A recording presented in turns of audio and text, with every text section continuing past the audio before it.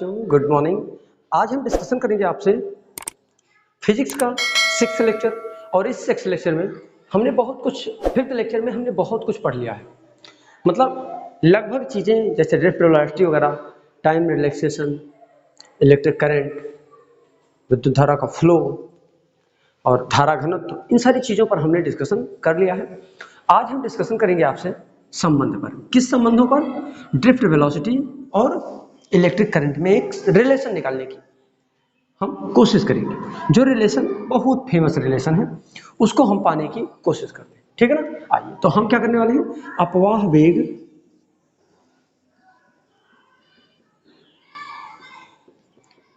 वेग योग विद्युत धारा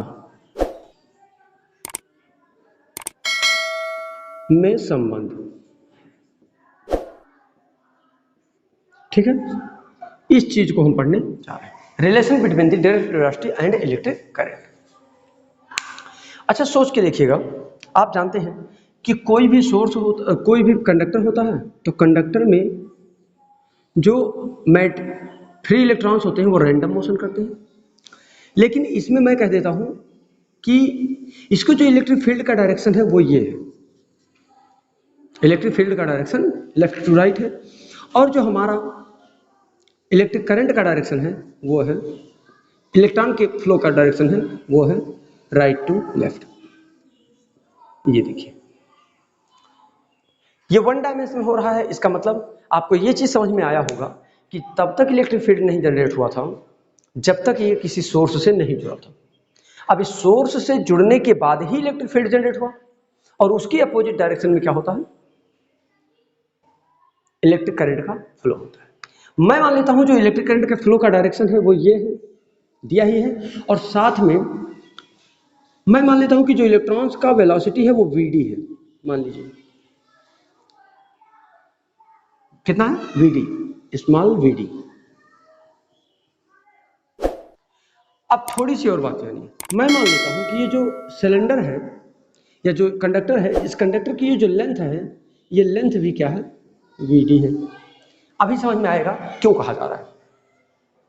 अच्छा सोच के देखिए, अगर इसका एकांक क्षेत्रफल a हो, मान लीजिए भाई ये तो बहुत बड़ा लेंथ है, वायर है, कंडक्टर है, लेकिन एक छोटा सा वायर है, और उस वायर में जो जो इसका लेंथ है वो vd है, और इसकी जो क्रॉस सेक्शन एरिया है वो कितना है, इस कैपिटल A है। अगर मैं इसका आयतन की बात करूं, अगर मैं इसके आयतन की बात करूं तो इसका आयतन क्या होगा, आयतन इसका होगा vd by length into area. बोलिए, अरे एरिया इंटू लेंथ कर दे तो हो जाएगा, तो a इंटू vd, सफिक्स में vd है, a इंटू vd। अच्छा मैं मान लेता हूं इसमें इलेक्ट्रॉन्स, नंबर ऑफ इलेक्ट्रॉन्स कितने हैं, स्मॉल n है, तो इस आयतन में इलेक्ट्रॉनों की संख्या कितनी हो जाएगी, इस आयतन में इलेक्ट्रॉनों की संख्या, मान लीजिए एकांक आयतन है, तो एकांक आयतन में, एकांक थोड़ा मानना मुश्किल हो रहा है, ऐसे मान लीजिए आयतन में इलेक्ट्रॉनों की संख्या, जब इलेक्ट्रॉनों की संख्या आपने n मान रखा है तो ये n पर ही बेस्ट काम करेगा, n है इस आयतन में टोटल। अच्छा आयतन में इलेक्ट्रॉनों की संख्या n आपने माना है, कहा है आपने इसमें कि n इलेक्ट्रॉन्स है, तो जब n इलेक्ट्रॉन्स हैं तो n और इंटू आयतन कितना है, a इंटू vd। a क्या है, एरिया है, v क्या है, इसका लेंथ है। ध्यान दीजिएगा, ये ड्रिफ्ट वेलोसिटी की बात नहीं कर रहा हूं मैं ये नहीं कर रहा हूं यहां जो इलेक्ट्रॉन गमन कर रहे हैं उनकी वेलोसिटी vd है, जो ड्रिफ्ट वेलोसिटी जरूर है, लेकिन ये जो चल रहे हैं इनका वेग हमने जरूर vd माना है, लेकिन हम इस एकांक, इसके एक छोटे से एरिया की बात कर रहा हूं। इस एरिया में n इलेक्ट्रॉन्स हैं, इसकी एरिया a है और इसमें vd लेंथ है इसकी। अच्छा अगर इनकी लेंथ vd है तो हमने देखा ये जो इलेक्ट्रॉन है इस आयतन में, उनमें इलेक्ट्रॉन n थे, इसलिए मैंने जानना चाहा अगर कि कितने इलेक्ट्रॉन्स होंगे, तो पता चला कि NaVd। अच्छा एक चीज और बताइए, मैं कह दूं कि एक छोटे से समय अंतराल t के लिए, छोटे से टाइम t के लिए फ्लो हो रहा है, तो आप क्या कहेंगे कि इस आयतन में या परिच्छेद से गुजरने वाले इलेक्ट्रॉनों की जो संख्या होगी वो कितनी हो जाएगी, इस आयतन में ए परिच्छेद से गुजरने वाले इलेक्ट्रॉनों की संख्या, समझ में आ रहा है ना? इलेक्ट्रॉनों की संख्या कितनी होगी? मैं मान लेता हूं भाई, मानना क्या है, जब ए परिच्छेद से गुजर रहे हैं और टी टाइम इंटरवल में गुजर रहे हैं तो यानी हो जाएगा N V D A into T. बोले ठीक है, यहां तक कोई डाउट है तो बोल दीजिए। अच्छा, थोड़ी सी बात और पूछो, अगर इस टी सेकंड में जितने इलेक्ट्रॉन फ्लो हो रहे हैं, मैं मान लेता हूं वो इलेक्ट्रॉनों की जितनी संख्या है वो क्या है, क्यू है। मान लीजिए, कुछ तो मानना पड़ेगा, तो मान लीजिए कि इसमें जितने इलेक्ट्रॉन हो रहे हैं फ्लो वो कितने हैं, क्यू हैं। भाई वही क्यू तो बराबर होगा इसके, और हम जानते हैं Q equal to N E. बोलिए, तो कुल आवेश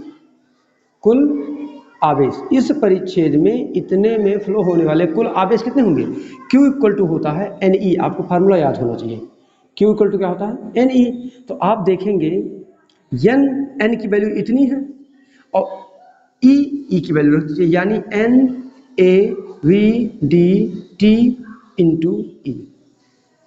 मतलब आप इसको लिख सकते हैं N E A V D into T. ये सफिक्स में डी आपको लिखना है, ठीक है। मतलब मैंने मान लिया कि इसमें जितने नंबर ऑफ इलेक्ट्रॉन्स हैं वो इतने हैं।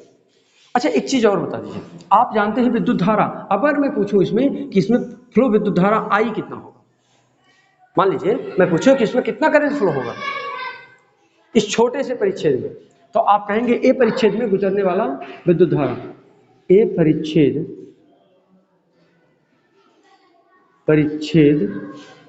से गुजरने वाला विद्युत धारा, कितना विद्युत धारा जाएगा आप जानते हैं, आई इक्वल टू आप जानते हैं क्यू बाई टी। क्यू की वैल्यू उठाकर आप रख सकते हैं तो मिल जाएगा क्यू की value N E A V D into T upon T. T से टी कैंसिल हो जाएगा, N E A V D. बोलिए ठीक है। ये कितने करंट फ्लो होंगे, इतना करंट फ्लो होगा। और आपने अभी कहा था कि आपको चाहिए क्या, आपको चाहिए करंट मतलब विद्युत धारा आई तथा ड्रिफ्ट वेलोसिटी वीडी में रिलेशन। चेक करिए, आई और वीडी का रिलेशन यही होगा, हाँ यही है आई और वीडी, मतलब अपवाह वेग और विद्युत धारा में संबंध। ये रिलेशन हमको बताता है, यानी एक संबंध हमको मिल गया, इसमें क्या मिला, N E A V D. I equal to क्या मिल गया, N E A V D, जहां एन क्या है, नंबर ऑफ इलेक्ट्रॉन्स है, ई क्या है, इलेक्ट्रॉन्स है, वैल्यू ऑफ इलेक्ट्रॉन्स है, ए क्या है, उस परिच्छेद का क्षेत्रफल है, और वी डी क्या है, उस इलेक्ट्रॉनों की ड्रिफ्ट वेलोसिटी है, मतलब उनका अपवाह वेग है। ये मिल गया। अच्छा, एक काम करते हैं, अगर ये हम निकाल लिए तो इसी समय हम संबंध जे का आई के साथ संबंध निकाल लेते हैं, या अपवाह वेग के साथ संबंध निकाल देते हैं, है ना। तो अगर अपवाह वेग के साथ संबंध निकालेंगे तो क्या मिलेगा, चाहे आप तो जे मतलब धारा घनत्व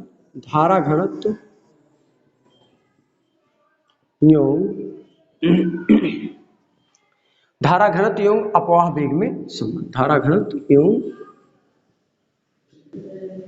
अपवाह वेग में संबंध। अच्छा, धारा घनत्व और अपवाह वेग में संबंध क्या हो सकता है, जे इक्वल टू आप जानते हैं, जे इक्वल टू क्या होता है, जल्दी बोलिए, जे इक्वल टू क्या होता है, आपको याद होना चाहिए, जे इक्वल टू क्या होता है, जल्दी बोलिए, जे इक्वल टू क्या होता है, आई बाई ए। जब तक आप रिवीजन नहीं करेंगे तब तक कोई चीज याद नहीं रहेगा। अगर ये फार्मूला भूला हुआ है तो सिर्फ कारण क्या है, आपका रिवीजन ना करना, ठीक है ना। तो J equal to I by ए। एक काम करिए, आई की वैल्यू उठा के रख दीजिए, तो अगर आप आई की वैल्यू रखेंगे तो N E A V D upon A मिलेगा, ए से ए कैंसिल हो जाएगा, आपको जे इक्वल टू मिल जाएगा एन ई वी डी। ये किसमें संबंध है, इधर देखिए, जे धारा घनत्व एवं वीडी अपवाह वेग में संबंध है। बात समझ आ रही है। अगर ये संबंध मिल जाए तो आप मान लीजिएगा कि बहुत सही दिशा में है। अब एक चीज और बता दें, जो धारा घनत्व की दिशा होती है और जो वीडी की दिशा होती है एक दूसरे के विपरीत होती है।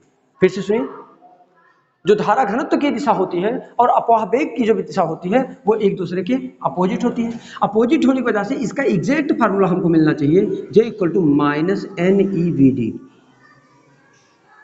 ये आपका एग्जैक्ट आंसर है,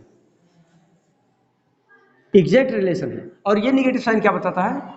इनकी दिशा का अपोजिट होना, यानी कि इनकी दिशा का विपरीत होना। ये दोनों एक दूसरे के क्या चलते हैं, यानी J equal to minus N E V D दिया है आया है। इसका मतलब क्या कहा जा रहा है कि J और वी डी एक दूसरे के अपोजिट डायरेक्शन में चलते हैं। क्योंकि दिमाग मत लगाइएगा, n कभी निगेटिव नहीं हो सकता, E की वैल्यू E ही है, उससे कोई मतलब ही नहीं है। इसका मतलब आपको सिर्फ D में और J में संबंध निकालना था।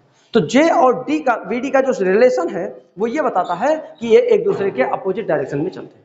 बात समझ में आ रही है? कोई डाउट? मुझे आशा है कि एकदम सिंपली समझ में आ रहा हो। अगर आपको कोई प्रॉब्लम है तो आप कमेंट करें, आपको सोल्यूशन जरूर मिलेगा। एक चीज और, अगर आपने अभी तक हमारे चैनल को सब्सक्राइब नहीं किया है तो सब्सक्राइब कर लें, बेल आइकन हिट कर लें, लेटेस्ट अपडेट्स ऐसे ही आपको मिलते रहें। मैं आशा करता हूं कि आपको अच्छा लगा होगा लेक्चर, और अगर अच्छा लगा है तो आप अपने फ्रेंड सर्किल में इसको शेयर भी करें। Thank you. और आपकी एक वैल्यूएबल कमेंट भी होनी चाहिए, ठीक है ना? Thank you so much.